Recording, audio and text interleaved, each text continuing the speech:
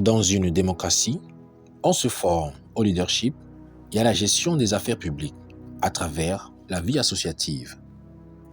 Aujourd'hui, les jeunes Camerounais font face à des défis nationaux pressants tels que le taux de chômage élevé, les conditions de travail vulnérables et la marginalisation dans le processus de prise de décision. Pour réussir la bataille et se faire entendre, ces jeunesses travaillent en association. Mais cela ne suffisait pas. Il en manquait un guide associatif.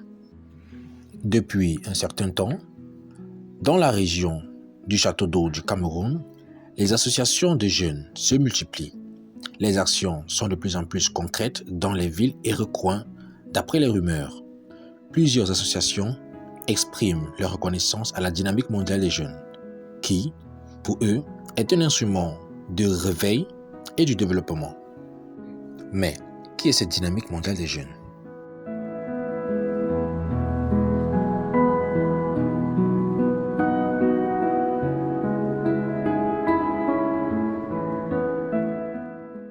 Yadi Mathieu, communicateur et secrétaire général de l'Association des jeunes pour la promotion de la décentralisation et de la culture camerounaise AGEPDEC, l'un des 3 leaders pour la valorisation du savoir-faire de la jeunesse dans le Septentrion, fait une enquête auprès des associations des jeunes pour en savoir plus sur les résultats des accompagnements de la DMJ.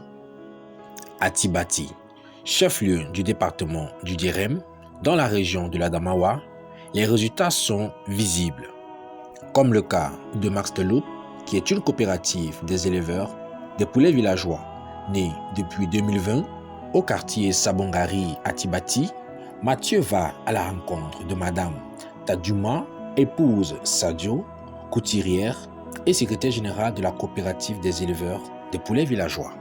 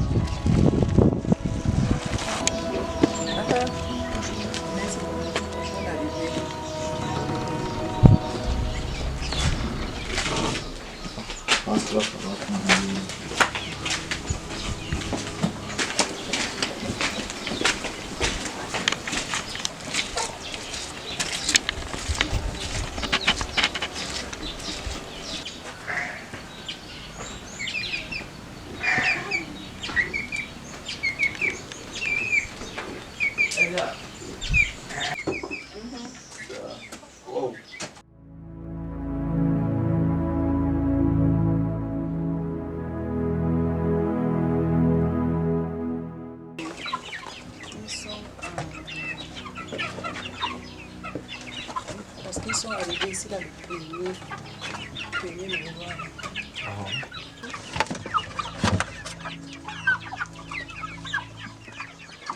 C'est le seul site que l'association fait? Il y a l'autre site. Il y a l'autre site au quartier Paniel. La coopérative des éleveurs de poulets villageois. Bon, on fait dans les poulets villageois, les poulets de chair. On fait aussi dans l'agriculture, le maïs, manioc, soja et autres.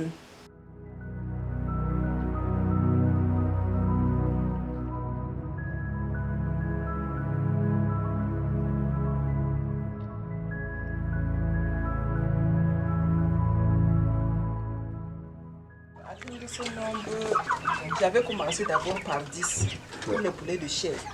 Et j'ai vu que ça donnait.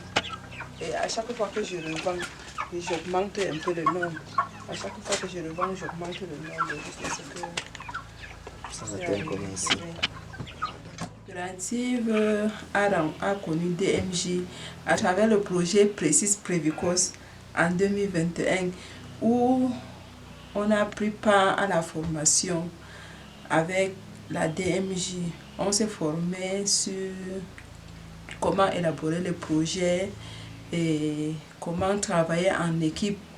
Et à travers cette formation que notre coopérative évolue maintenant, on ne se soucie pas trop parce qu'on s'est formé sur comment élaborer les projets, le travail en équipe et tout ça là.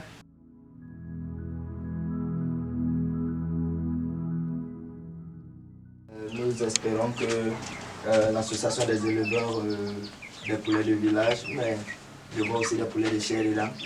Je pense que vous ferez le mieux pour ternir l'image de la jeunesse. C'est ainsi qu'on va se prendre. Merci beaucoup. À la prochaine. Merci beaucoup. Depuis ce temps-là jusqu'à ce moment, vraiment, on a bien grandi, beaucoup grandi. Si par exemple on descend sur le site de la coopérative, vous serez étonné de voir beaucoup de poulets. Le site DMJ même. Le résultat de l'encadrement de la part de la dynamique mondiale des jeunes a permis à la coopérative des éleveurs des poulets villageois de multiplier les actions au quartier Pagnéret. Ousmano, trésorier de la coopérative Marsteloup et professeur de profession, est le gardien du deuxième site. C'est pour ça que nous irons voir le marché. Donc, celui-ci a la première génération. Il a 2 ans maintenant. Vraiment. Oui. Celui-là. Oui. C'est bon. Il est costaud. Oui, il est plus imposant que. Il pèse combien de kilos? Je n'ai pas encore acheté le kilo. Mais il aura au moins ce 5 ans. Ah ouais, j'ai compris. Il là qui avait acheté les pondeuses. Pour ça. J'ai eu 1%. Vraiment. Oui. 1% de j'ai fait maintenant j'ai croisé avec qui a donné ça. Donc c'est ça qu'on a. Il a pris des pondeuses, mais la compétence du Brahma. Vraiment, c'est très bien de voir que ce soit jeune, que ce soit adulte, pour contribuer au développement de la société, mais la visibilité, c'est chercher à ce que la ville sache que vous faites au moins ce genre de truc, puisque c'est très encouragé.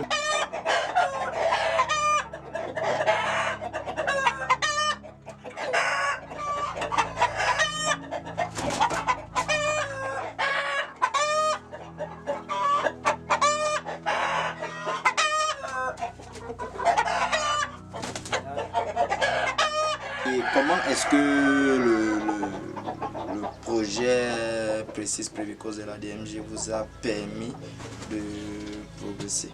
Grâce à ce projet, cet encadrement, on a pu se perfectionner. Oui, on a acquis des nouvelles techniques qui nous permettront, n'est-ce pas, d'aller vers l'avant dans ce qu'on fait. Pour la DMJ, elle nous a permis, n'est-ce pas, de nous organiser. Elle nous a permis, n'est-ce pas, de voir mieux sur comment faire pour aboutir à l'obtention des documents qui attestent de nos activités. Et ça nous a également permis, n'est-ce pas, de mieux voir comment suivre nos activités. Et dans tout ça, ça nous a, n'est-ce pas, donné ce résultat qu'on voit aujourd'hui. Et on remercie beaucoup la DMJ. Et vous savez, avec toutes ces activités, les difficultés ne peuvent pas manquer. Bon, comme les véritables difficultés qu'on a présentement, c'est par rapport à l'aliment.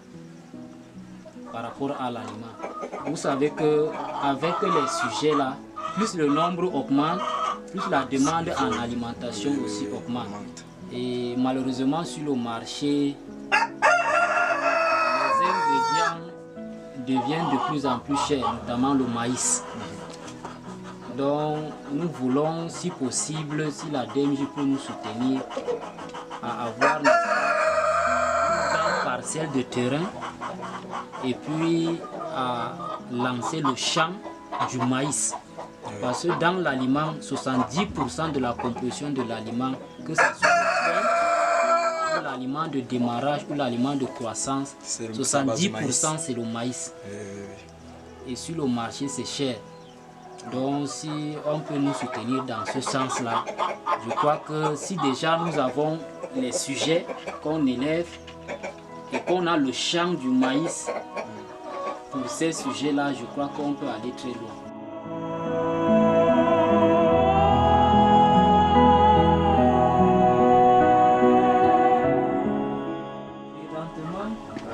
La moyenne, c'est 10 œufs par jour. Ah, 10 œufs par jour. Oui. La moyenne. De tout petit poulet. Oui, bon, j'ai 21 femelles productrices. Donc la moyenne c'est 10 œufs par jour pour l'instant. Ça fait à 10%. Oui, dans 10 jours on a 100 œufs. On a 100 œufs. Et un œuf c'est 400 francs Oh. qu'on vend. Oh. Un œuf c'est 400 francs. Le poussin d'un jour c'est 1000 francs. Mais on vend à 800 le plus souvent. 800 francs.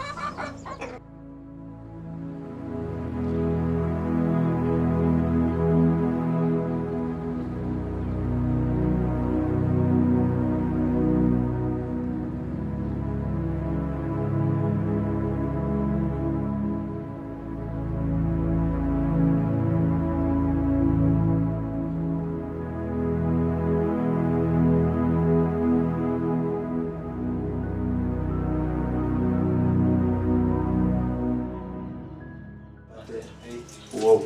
On peut ouvrir. Oui, oui.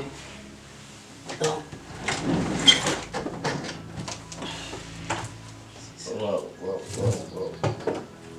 Donc, ça, je l'ai fait moi-même ici. Et comment est-ce que vous avez eu l'idée?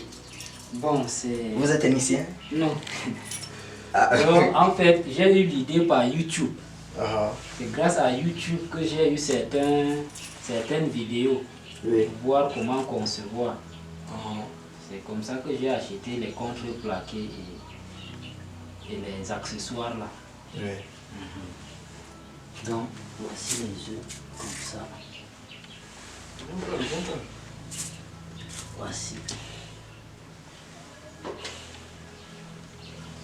Donc, il reste encore... Quelque part, je vois 0, je vois 1, je vois 2. Oui, ici c'est pour... parce qu'à chaque fois, tu vas venir faire rôter la rotation des œufs. Donc, après 4 heures de temps, il faut retourner les œufs. Oui. Donc, comme la mère poule fait, maintenant, comme il n'y a pas la mère poule, toi-même, tu viens, tu retournes manuellement. Donc, après 4 heures de temps, maintenant, ici, il y a 1 et 2. Donc, tous les deux deviennent un comme ça. Donc, tu retournes tout. Pour l'instant, on essaye de faire avec comme ça. En attendant les machines... automatique. Oui, automatique. Parce que ça, c'est manuel. Mais déjà là, c'est un surplus parce que avoir quelqu'un qui fabrique soi-même son incubateur, je crois que c'est pas donné. Le génie n'est pas donné à n'importe qui. C'est ça. Plusieurs personnes peuvent nous passer la commande des incubateurs. Ah hein, oui, parce que là, déjà, c'est un surplus. C'est ça. Ouais. C'est ça. D'accord. Donc, après 21 jours, là, on aura des poussins. Ah, on aura des poussins. Oui. Ah, j'espère que nous sommes venus se ravitailler chez vous. Mais vous n'avez pas un milieu de stockage de ces poussins pour... Il y a une poussinière là dehors.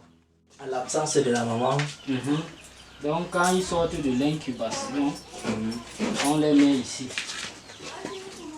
pour le chauffage pendant 3 semaines. Wow. Donc, après 3 semaines, ils sont hors chauffage. On peut les laisser en divagation sans problème. Mais avant les 3 semaines là, il faut la chaleur. Donc, on a donc une super ici. Ah, ok. D'accord. Merci beaucoup. D'accord.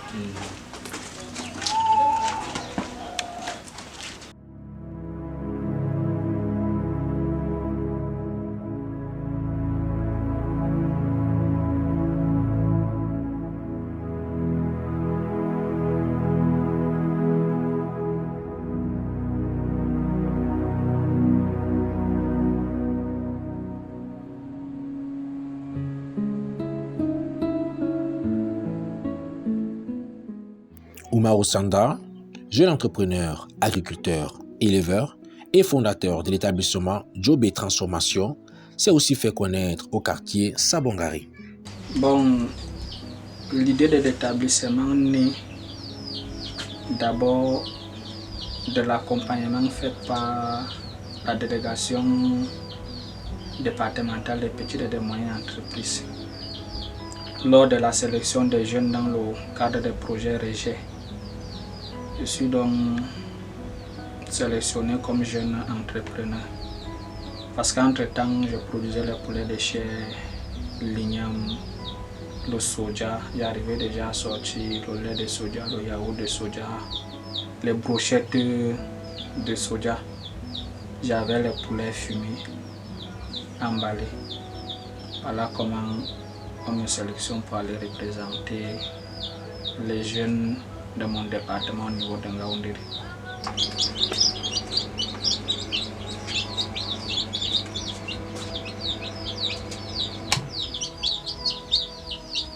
Attendez, l'ampoule là va plus.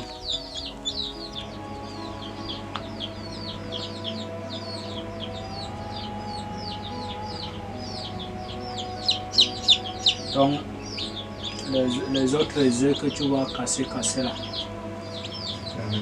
dès que le pousseur n'atteint pas 25 heures, ça ne peut pas sortir. 25 heures. Au lieu de 24 heures, lui va faire 25 heures. Donc au plus tard demain matin.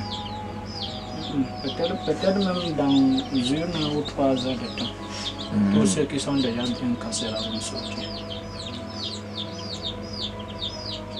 Ce sont les poulets du village. Non, ça ce sont les pantalonnés. Les poulets des villages qui sont là-bas dehors. Ah, les pantalonnés. Comme ça, les poussins d'un jour c'est 1000 francs. Les œufs c'est comme ça jusqu'au fond. Ce ne sont que les poussins d'un jour. Voilà la date. Ici j'ai mis ça le 6, 11e mois. Ici j'ai mis ça Le 13 11e. le 13, 11e mois. Bon, ici j'ai mis, je pense, le 10. Quoi, le 10, Voilà. 11e mois. Oui. J'ai mis ça sur le 10. Voilà les œufs récents ici. Oui. L'incubateur. Tellement se charger qu'il n'y a pas la poussinière. Et si je les laisse en haut, ils peuvent sortir par le ventilateur, le ventilateur coupe. Il faut seulement que le ventilateur coupe le poussin. Au matin, quand ils partaient au champ, c'était un seul qui était sorti. Maintenant c'est 3. Ils sont 3. Ça veut dire que d'ici le soir on peut voir 5, 6. Non, d'ici le soir, presque tous ceux-ci vont sortir. Parce qu'on va commencer à craquer. Oui, tous les œufs que tu vois là. Les œufs du Qui 6. sont cassés, oui, les œufs du 6. Presque tous ces œufs là vont sortir. Ce n'est que ici qui n'ont pas encore signé. Mais je vois ça s'éclate bien quelque part là. Voilà, ça s'éclate déjà quand même. De tout le côté, c'est doit normalement. Donc après, donc ça sort d'ici, ça part au chauffage dehors. Et le chauffage du dehors là, je ne dépense pas en électricité parce que je chauffe ça de manière traditionnelle. J'ai toujours continué mes travaux comme il fallait. Il y a donc le projet Transagri qui vient dans le ministère des Petites et des Moyennes Entreprises. Ce sont eux alors qui viennent me dire que bon, tout ce que tu fais déjà, il faudrait te formaliser en établissement. Parce qu'avec l'établissement, tu vas gagner plus. C'est vrai que tu vas payer les impôts, mais tu vas gagner plus.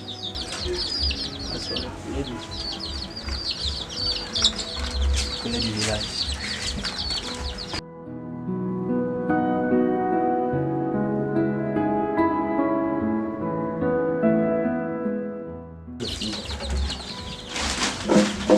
Et quand vous dites que vous faites le chauffage traditionnel, ça se passe comment le chauffage traditionnel? Vous avez vu que j'ai enlevé le canari à l'intérieur. Oui. Non, c'est le canari là que je mets la braise à l'intérieur. Et ça, Oui. ça répand la chaleur. Et ça répand la chaleur. Oui, ça répand la chaleur seulement. D'accord. Je n'ai pas de problème. Là, c'est l'huile du piment. Waouh. C'est ça que je vais industrialiser. L'huile du piment. Je vais industrialiser ça. Mais je compte acheminer ça plutôt vers le Niger. Ah. Parce que si déjà l'emballage au niveau de Douala, on me demande 300 francs la bouteille, ça veut donc dire que c'est difficile de travailler au pays. Justement. Difficile de travailler au pays. Et On va travailler avec le pays voisin. ah. Et je suis en train de chercher les partenaires. Par exemple, dans la production du piment et de la transformation, il faut des partenaires. Nous pouvons avoir l'huile de gingembre sur place, il faut des partenaires. La production du poulet des villages à grande échelle, il faut des partenaires. Pour le projet de la provanderie, Dieu merci, on a été la coopérative des producteurs de poulet des villages. On a eu un don de la GIZ d'un broyeur mélangeur. C'est déjà un très grand pas. On leur dit merci. Donc c'est sur le manioc. Enlève l'enfant là. On va pas t'aimer comme ça. Faites-moi. 7 mois. Faites-moi au fond. Vous grossissez comme ça. Oui. Donc, ça c'est focus pour le tapioca et l'amidon. Oui, moi je forme beaucoup de jeunes. Vous avez vu là, on était en train d'éplucher le manioc. Le monsieur qui était assis, c'est un stagiaire. Le matin, on était au champ avec lui, on a creusé le manioc. Maintenant, on vient, on va éplucher le manioc comme ça. Je peux ne pas éplucher, il va s'asseoir avec madame, ils vont éplucher. Ça va finir, on va laver, on va aller au moulin, on va écraser. Après, on vient, on lave, on sort l'amidon. Même les parents qui adhèrent. Les parents. Oui. Dans la jeunesse même ne vient pas trop. Trop. C'est les parents. C'est pour ça que mes amis, tu vas voir, mes amis, c'est beaucoup plus les papas, les grands-mères. Puis parce que ce que j'ai fait, c'est ça qui leur intéresse plus. Oui. Parce qu'on va aller. La jeunesse doit se réveiller à Tibati. Totalement. D'accord, merci. Non, la peau morale de la DMJ, on continue toujours à leur dire merci parce que à chaque fois que DMJ vient vous trouver, si vous avez fait déjà 5 pas, ils vont vous dire que non, 5 pas ça ne suffit pas, il faut aller à 10 pas. Donc rien que ça c'est suffisant. Il y a certains ménages où l'enfant même n'arrive même pas à dialoguer avec le parent ou bien avec le grand frère. Mais quand tu trouves déjà un grand frère qui n'est pas de ta famille, il vient, il t'accompagne moralement. Dans tes conditions difficiles, il te montre que non, il est toujours avec toi.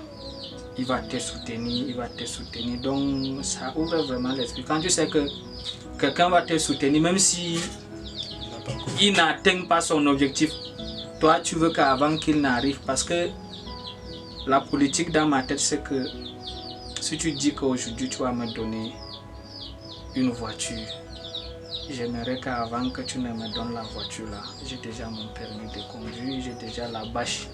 Parce que tu m'as dit que tu vas me donner la 4x4, j'ai déjà une bâche, j'ai déjà une roue de secours, j'ai déjà un petit où je veux promettre que si j'ai la voiture là, tu seras le moteur boy. Tu vois que lui-même moralement, il sait que non, le grand frère là, quand il parle, il réalise. C'est ça. Donc, le cas me trouve toujours devant. Les deux là. Et ils sont nombreux comme C'est deux. Engraissement là, c'est deux. Dans la ville de Tibati, l'énergie vivante des jeunes se fait ressentir.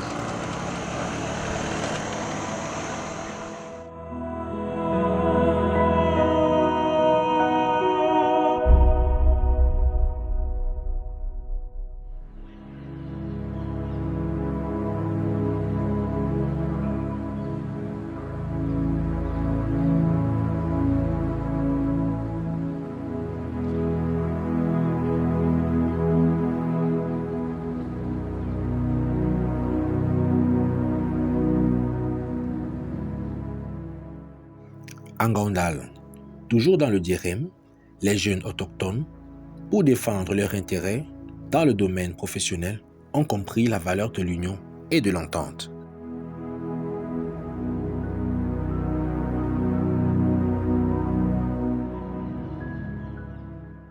Mathieu a aussi entendu que le roc de l'union s'est solidifié avec le passage de la dynamique mondiale des jeunes à Ngandal. Il va à la rencontre des jeunes pour plus d'informations.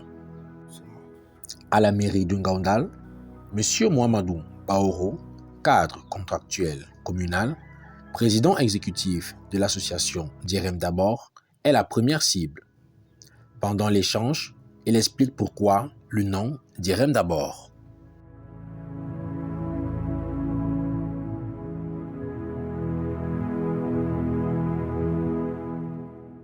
Notre association s'appelle l'association Djerem d'abord. L'association Djerem d'abord est une très jeune association qui a été créée le 7 juillet 2022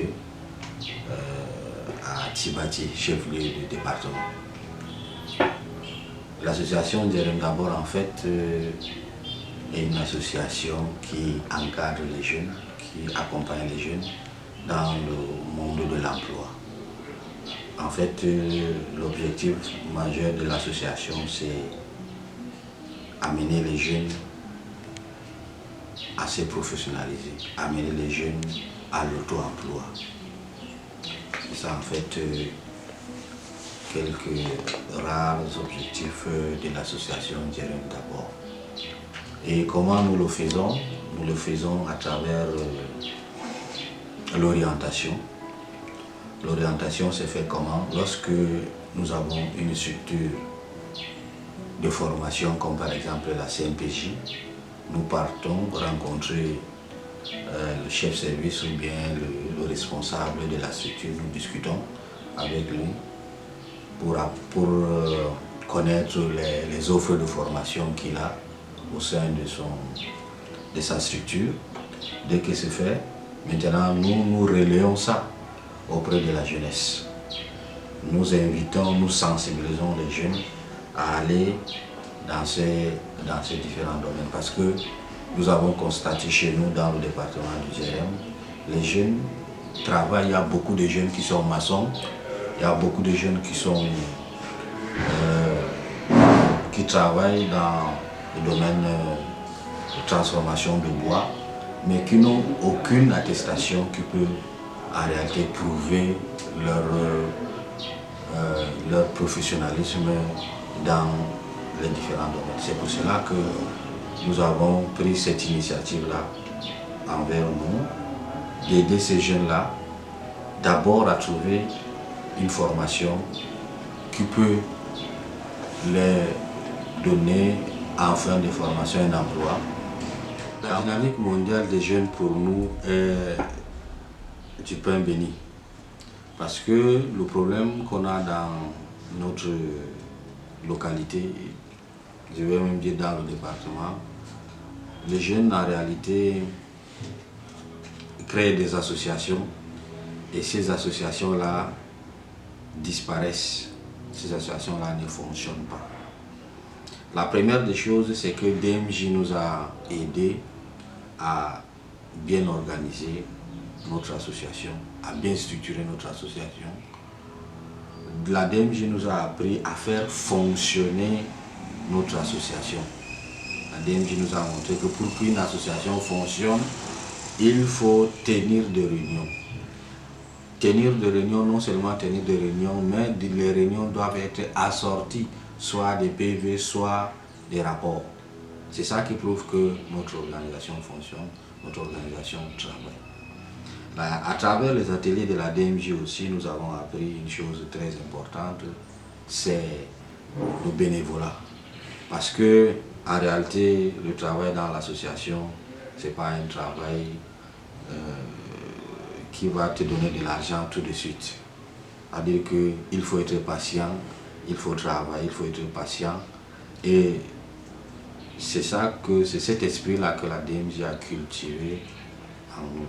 C'est-à-dire l'esprit de bénévolat, c'est-à-dire que le sacrifice le sacrifice, on doit d'abord travailler, on doit d'abord s'organiser, se structurer, travailler, s'organiser et faire des activités génératrices de revenus par nous-mêmes, de ne pas attendre tout de l'État.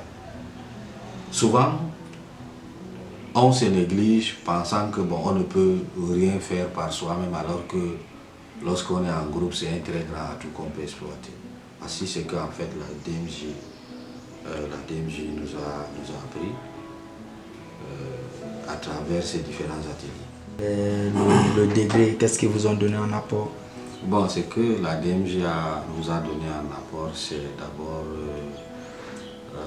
l'esprit de sacrifice.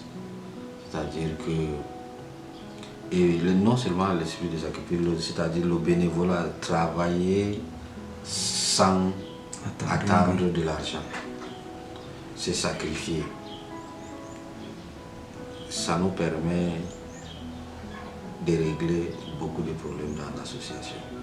Ça nous a ouvert les yeux parce que vous connaissez les jeunes, quand on crée une association, c'est lorsqu'il y a un financement qui est annoncé. La DMJ nous a vraiment enlevé cette idée-là. La DMJ nous a montré que même sans financement, nous-mêmes, nous constituons un vivier de financement qu'on peut mettre en place et générer beaucoup d'activités qui vont rapporter de l'argent. Et puis avec la DMJ, on a commencé aussi à penser entrepreneuriat. Parce qu'avant, on était seulement focalisé dans notre domaine, c'est-à-dire aller chercher des jeunes qui pouvaient faire quelque chose. Voilà, les jeunes qui pouvaient faire quelque chose, proposer aux sociétés ou bien chercher les formations proposées aux jeunes et sensibiliser les jeunes dans ce sens. Voilà ce qu'on faisait. Mais avec la DMJ, on a fait un pas en avant dans le domaine de l'entrepreneuriat. On pense maintenant à comment créer une entreprise agro-pastorale et je vais aussi dans le domaine de la pâtisserie, c'est-à-dire la fabrication des gâteaux à l'aide de la farine même des patates avec les produits que nous avons localement.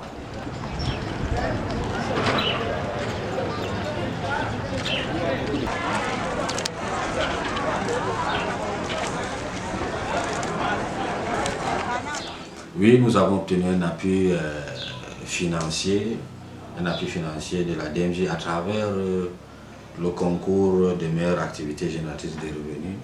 Notre association, le DIREM d'abord, est sorti premier et nous avons obtenu le premier prix à hauteur de 50 000. C'est d'ailleurs avec ces fonds que nous allons nous lancer dans notre activité génératrice de revenus. Avec l'idée qui nous a permis de remporter ce concours, c'est-à-dire de transformer la patate en farine et d'utiliser la farine de patate pour produire les gâteaux dans notre localité. Nous avons déjà identifié les membres de l'association. Nous avons choisi 5 filles qui vont mener ces activités-là. On les a identifiées. Maintenant, comme attente, nous avons besoin d'une personne qui va venir former ces filles-là pour bien mener cette activité-là. C'est un peu ça qui nous freine pour l'instant. Quel est le pourcentage de jeunes que vous avez déjà, le pourcentage de jeunes que vous avez devenus, ou bien ceux que vous avez réussi un peu à positionner? Les jeunes ont beaucoup apprécié. Vous savez, souvent, les jeunes, quand il y a un atelier, généralement, on vient pour avoir des perdièmes. Mais quand la DMJ était venue dernièrement, je pense que les jeunes ont travaillé jusqu'à 19h. Et ils étaient prêts à aller au-delà. Parce que l'interlocuteur qui était en face avait des choses importantes à dire, des choses vraiment attrayantes. Et ils ont pris conscience de leurs défauts. Ils ont pris conscience de leurs défauts. Et je vais même dire que le déclic en réalité c'est le dernier atelier. Parce que j'ai eu, après cet atelier-là, beaucoup de jeunes sont venus me voir et me disent que vraiment l'atelier-là a été très bénéfique. Voilà ce que la DMJ a dit. La DMJ les a vraiment ouvert les yeux. Il y a des choses qu'ils négligeaient avant, mais maintenant, ils vont faire ces choses-là vraiment avec beaucoup de suivi, etc. Les jeunes, même le travail en réseau, l'entrepreneuriat également. Donc, les jeunes de l'association venaient témoigner, même les jeunes qui ne sont même pas dans l'association. Donc j'ai eu beaucoup de témoignages comme ça. Ça veut dire que je pense qu'il y a une prise de conscience à partir de ces déclics-là. Maintenant, dans l'association, c'est-à-dire en interne, les choses marchent. Quand tu convoques une réunion là, les gens viennent rapidement et vous vous asseyez, vous faites ce que vous avez à faire. Mais avant là, quand tu appelles une réunion, il y a beaucoup de retard, il y a beaucoup d'absence, etc. Mais avec l'accompagnement de la DMJ, cet état des choses a vraiment changé. On a compris, les jeunes en tout cas ont compris l'importance de l'association. De la chose associative. Merci. Merci beaucoup. D'accord.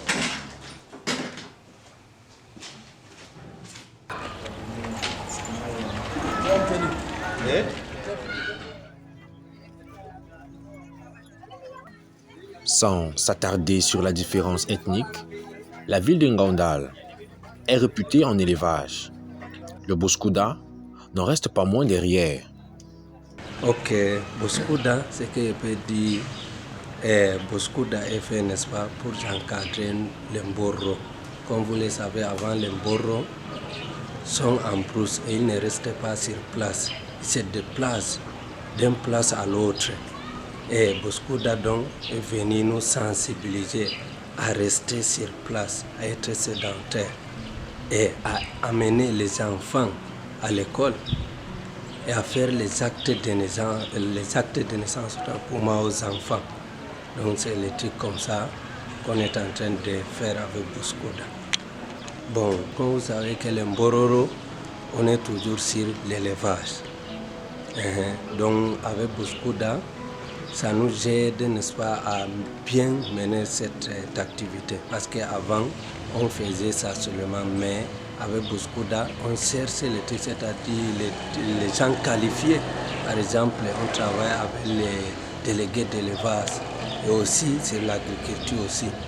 On mène toujours cette activité, c'est Boskouda.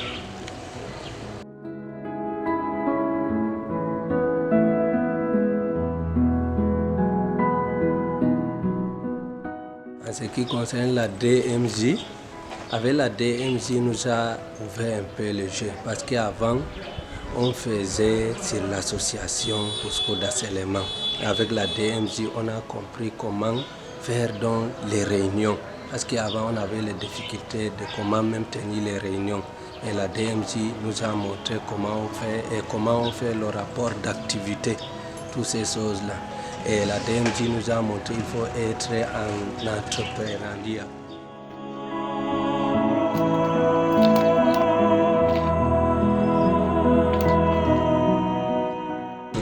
Est-ce que la sensibilisation dans le cadre de l'école, est-ce que ça avance?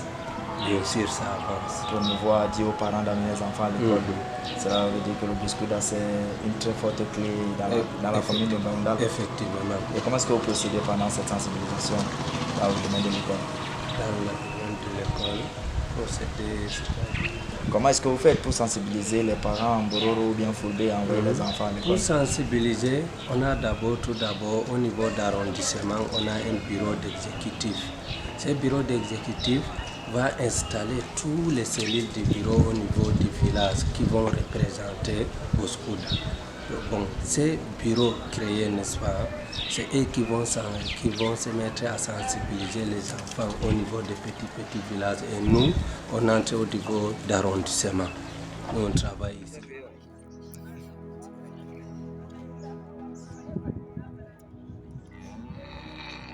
Nous allons facilement... nous pensons que le Boskouda dans quelques années sera une très forte clé pour la jeunesse tout entière de la commune. D'accord. Bon, merci beaucoup et que le Boskouda avance bien. Merci.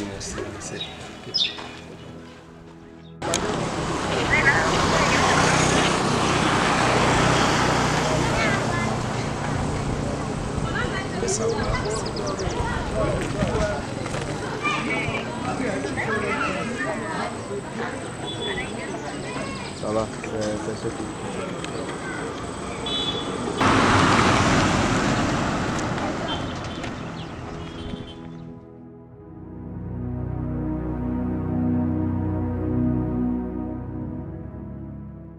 Le réseau des associations des élèves et étudiants du Septentrion, en abrégé RAES, nous dit que de leur part, mener des activités n'était pas au menu. Mais avec l'encadrement de la dynamique mondiale des jeunes, mener des activités est devenu leur quotidien. Moi, c'est Mamadou Awan. Je suis le président communal du réseau des associations des élèves et étudiants du Septentrion. Le RAES est une association qui a été créée en 2017. Nous avons un bureau au niveau national, des bureaux au niveau des régions et des bureaux au niveau des communes. Nous avons pour objectif la promotion de l'éducation des fils et filles du Septentrion, la promotion d'un climat de fraternité entre les membres et également participer au développement socio-culturel et même professionnel. D'une manière superficielle les objectifs du RAES. Bon, nous avons commencé à travailler avec DMJ dès nos premiers mois que DMJ a mis pied dans Ngaoundal. Et je pense que nous avons pu en tirer beaucoup.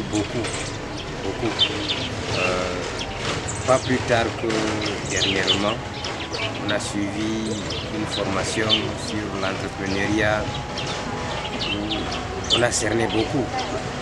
On a compris qu'il faut travailler en réseau, tout ça. Et je dirais que c'est vraiment d'une importance capitale. DMJ nous a permis vraiment de nous relever, quoi. Donc, on a fait des tables de banc, quelques kits scolaires pour les meilleurs élèves. Les 3 lycées, le lycée classique, le lycée technique et le lycée bilingue.